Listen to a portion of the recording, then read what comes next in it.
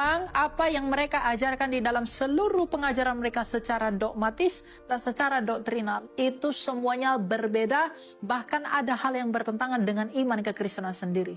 Iman kekristenan jauh lebih tua, 700 tahun ketika gereja itu didirikan oleh Tuhan Yesus Kristus sebelum kelahiran Islam. Jadi prinsip pengajaran kekristenan itu sangat berbeda atau bahkan ada yang bertentangan dengan prinsip pengajaran Islam itu sendiri. Dan yang paling penting, di dalam teologi Islam mereka mengakui bahwa Muhammad adalah nabi yang terakhir. Bagi kita orang Kristen, menurut prinsip Ibrani 1 ayat 1, 2, dan 3 dikatakan bahwa sejak dahulu Allah telah berbicara melalui para nabi, maka sekarang ia berbicara melalui firman-Nya, anaknya sendiri.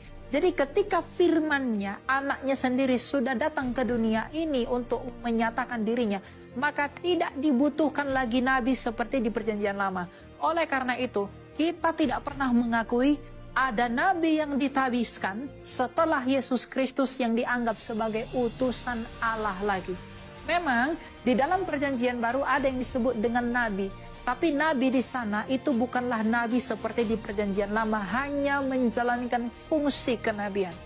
Jadi karena teman-teman Islam mengatakan bahwa mereka mengimani Muhammad sebagai nabi terakhir, kita jelas menolak itu. Karena setelah Yesus Kristus tidak mungkin ada lagi nabi yang diutus oleh Allah, karena Yesus Kristus adalah puncak dari pewahyuan Allah itu menurut prinsip surat Ibrani. Mengawin-ngawinkan ayat sesuai dengan apa yang kita mau gitu. Ya. Oke, thank you Saudara Mikael. Saya mau tanya dulu nih. Dari penjabaran saudara ini yang panjang lebar ini, saya mau tanya, tolong jawab ya atau tidak. Jemaat perkumpulan orang-orang yang ada ketika Yesus memberikan mandat kepada Petrus muridnya, apakah jemaatnya itu adalah kumpulan orang-orang yang tidak bersunat? Jawab. Ya, benar. Hah? Orang-orang yang bersunat. Aha, orang-orang yang bersunat. Berarti jemaat pertama Kristen atau bukan? Nah, ini. Oke, lanjut dulu. Nanti saya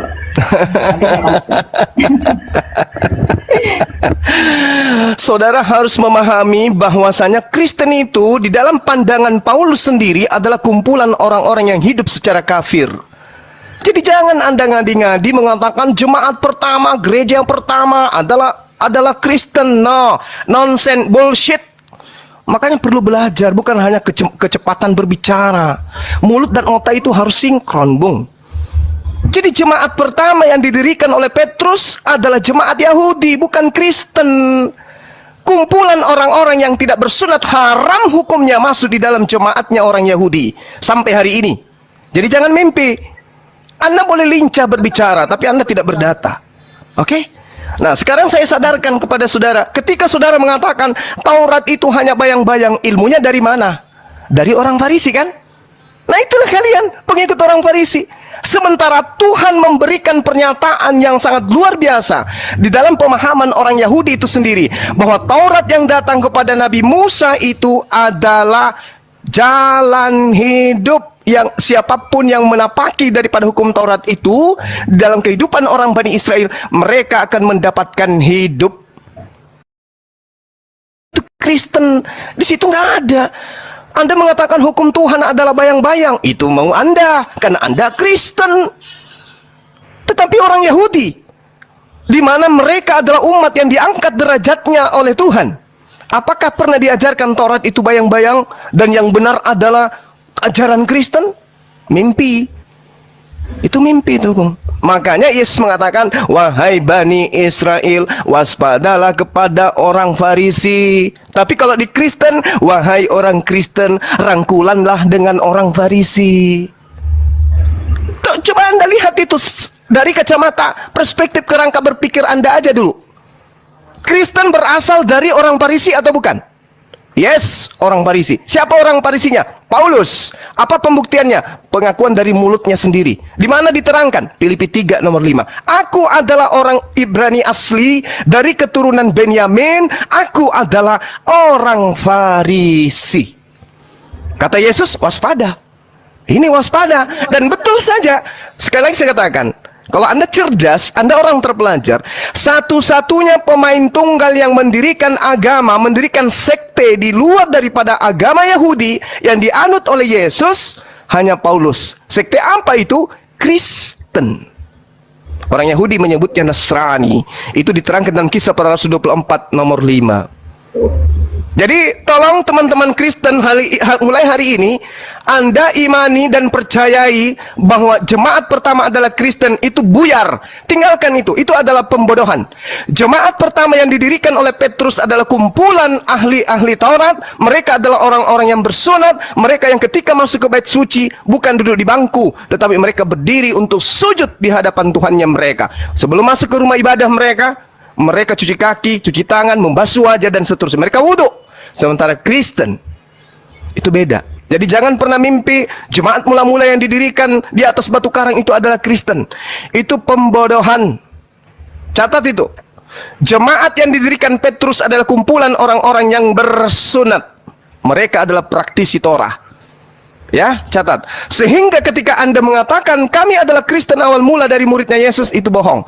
Paulus mendirikan sekte di Antioquia itu karena dia mengaku dia diutus sebagai rasul kepada orang-orang yang tidak bersunat. Maka jemaat pertama, orang-orang yang tidak bersunat, pemakan babi, adalah Kristen, dan itu tidak ada korelasinya dengan pengajaran Yesus. Jadi ketika Yesus mengatakan waspadalah kepada serigala-serigala yang nyamar seperti domba, yang dimaksud tidak lain adalah Paulus in the gang. Silakan Anda bantah. Oke. Ya, terima kasih Pak Juma ya. Sebenarnya saya juga mau menunjukkan bahwa seringkali Bapak Juma dalam rautan argumentasinya itu gagal sekali berpikir dengan apa yang saya sampaikan. Kemudian merujuk dari apakah orang-orang Kristen yang di jemaat yang didirikan Yesus itu bersunat? Iya, bersunat. Ketika saya bilang ya bersunat, langsung Bapak berpikir bahwa wah, argumentasi saya sudah patah karena itu. Enggak. Sebenarnya ini hanya ketidaktahuan Anda ya. Orang Yahudi yang percaya Yesus itu tetaplah harus disunat. Karena sedangkan orang Yahudi yang percaya Yesus tidak dibebankan hukum sunat. Kisah Para Rasul 21 ayat 25. Tetapi mengenai bangsa-bangsa lain yang telah menjadi percaya, sudah kami tuliskan keputusan-keputusan kami, yaitu mereka harus menjauhkan diri dari makanan yang dipersembahkan berhala, dari darah, dari daging binatang yang mati, dan dicekik dari percabulan.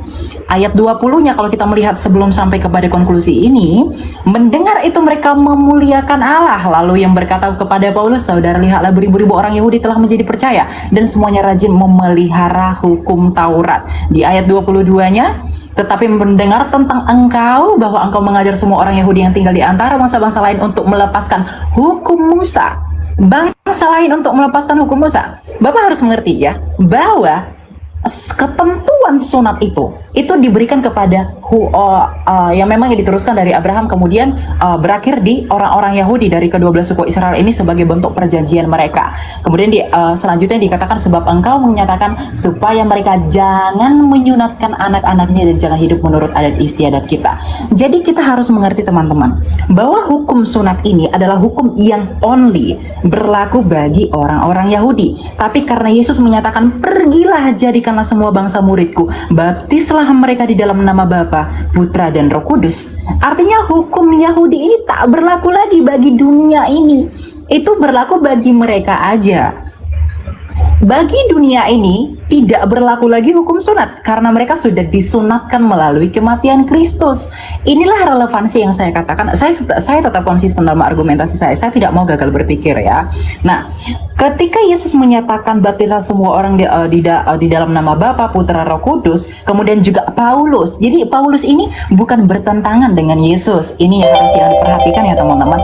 Paulus ini menginjil bagi dunia. Karena di ayat 21 dikatakan bahwa di antara bangsa-bangsa lain dan Yahudi dan bangsa-bangsa lain yang melepaskan hukum Musa. Artinya bangsa-bangsa lain itu tidak terikat dengan hukum Musa. Inilah mengapa orang Yahudi itu sangat fanatik dengan orang-orang di bangsa lain. Artinya memang hukum Israel yang sangat ketat ini, yang tadinya perlakuan hukum Taurat ini tidak berlaku lagi bagi bangsa lain. Makanya orang Kristen yang non-Yahudi itu tidak perlu disunatkan. Itu argumentasi yang pertama. Argumentasi yang kedua, mengapa orang-orang Yahudi atau pada masa ketika Yesus mendirikan jemaatnya yang adalah Petrus sang batu karang itu, mereka adalah orang-orang bersunat. Argumentasi yang pertama itu karena mereka adalah orang Yahudi. Kemudian orang yang kedua, argumentasi yang kedua agar itu tidak menjadi batu sandungan atas pemberitaan mereka. Paulus dengan jelas menegaskan bahwa Timotius itu haruslah disunat, gitu ya, karena karena si Timotius ini ibunya seorang Yahudi, teman-teman, yang telah menjadi percaya gitu. Sedangkan ayahnya itu seorang Yunani ya, Yunani, sehingga menurut hukum Yahudi, Timotius itu termasuk orang Yahudi.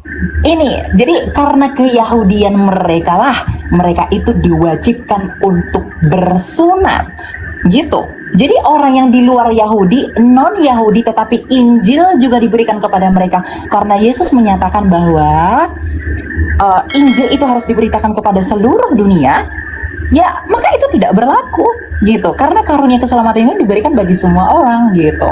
Jadi penafsirannya itu harus relevan, jangan dikait-kaitkan yang satu dengan yang lain dan hanya untuk mengukuhkan asumsi kita, gitu. Itu prinsip hermeneutika Kristen itu jelas dalam hal ini, gitu ya. Jadi sebenarnya tidak ada yang bertentangan, gitu, Pak Juma. Silakan. Baik. Ya. Saya ulangi dengan narasi Anda yang begitu panjang. Saya mau tanya kepada saudara, menurut Yesus, Injil mana yang harus diberitakan kepada semua bangsa muridnya? Jawab. Apa yang mereka saksikan itu? Semua. Bukan Injil Lukas, Injil Markus, Matius, Yohanes, Surat Paulus. Injil itu bukan satu establishing karena belum ada kanonisasi. Oke. Berarti dengan kata lain bukan kitab saudara. Dengan kata lain bukanlah kitab saudara yang Yesus perintahkan untuk diberitakan. Catat itu. Ya, karena memang itu belakangan dikanonkan. Ya, saya setuju. Oke, sip. Anda sudah akui, bagus. Nah, sekarang gini, ketika saudara mengatakan Taurat itu tidak berlaku untuk bangsa lain lagi, emang Taurat itu pernah berlaku untuk bangsa lain? Memang nggak pernah. Taurat itu untuk Bani Yakob. Jadi Yesus mati di atas tiang salib untuk membatalkan hukum Taurat untuk Kristen itu nggak nyambung. Yesus datang membatalkan hukum Taurat di atas tiang salib untuk Kristen, tidak nyambung. Efesus 2 nomor 15, dengan matinya Yesus, dia telah membatalkan hukum Taurat beserta segala ketetapan yang ada di dalamnya. Itu nggak nyambung itu. Kenapa Yesus Paulus mengajarkan itu? Orang Farisi ini mengajarkan itu. Kenapa? Karena target sasarannya adalah orang-orang yang tidak bersunat. Target sasarannya adalah orang-orang pemakan babi. Mohon maaf. Target sasarannya adalah penyembah-penyembah dewa. Siapa itu? Kekaisaran Romawi Yunani. Itu target sasarannya. Sehingga hukum Torah yang berat itu menurut pandangan orang Roma dan Yunani kudu harus batal dulu baru diterima oleh mereka. Makanya pernyataan Paulus itu jelas. Jadi kalau Anda mengatakan Taurat tidak berlaku lagi untuk bangsa lain, Bung, Anda belajar di mana? Hukum Taurat itu untuk Bani Israel, bukan untuk non-Israel. Maka sekarang, hai orang Israel, dengarkanlah ketetapan dan peraturan yang kuajarkan kepadamu untuk dilakukan supaya kamu hidup. Ini untuk orang Israel. Jangan kau menambahi, jangan kau mengurangi. Ulangan 4, satu perikop Anda baca, Anda nggak nyambung di situ. Kemudian ulangan 6, inilah perintah, yakni ketetapan dan peraturan yang kuajarkan kepadamu atas perintah Tuhan Allahmu yang dilakukan di negeri di mana kamu pergi untuk mendidikinya, supaya seumur hidupmu engkau, anak cucumu takut akan Tuhan, berpegang pada segala ketetapan yang dan perintahnya yang disampaikan kepadamu, supaya lanjut umurmu. Maka dengarlah, hai orang Israel. Tak ada itu, Bang. Taurat itu untuk Bani Israel.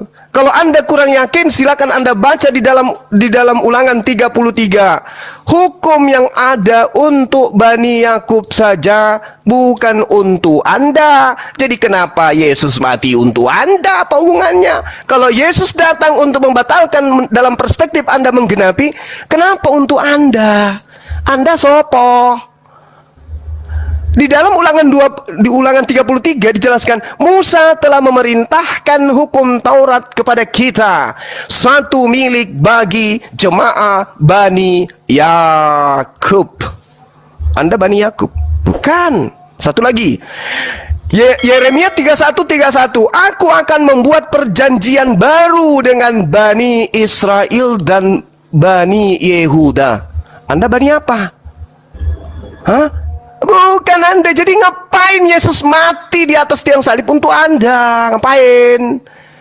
Tujuannya untuk membatalkan hukum Taurat. Iya, berarti Yesus untuk Bani Israel, bukan untuk Anda. Kalaupun dia dipaksakan untuk mati sebagai persembahan kepada dewa, dia dipersembahkan untuk Bani Israel, bukan untuk Anda. Kecuali Anda benar-benar Romawi dan Yunani yang dihadiahkan konsep Tuhan, dihadiahkan kitab. Baru betul, aku ini adalah Bani Romawi dan Yunani, pengikut Paulus yang meminjam nabi yang datang kepada Bani Israel untuk kami tuhankan. Itu baru betul. Saya jempol kalau Anda jujur di situ. Yang pertama, Anda sudah mengakui jemaat mula-mula yang didirikan oleh Petrus adalah jemaat bersunat, berarti mereka bukan Kristen.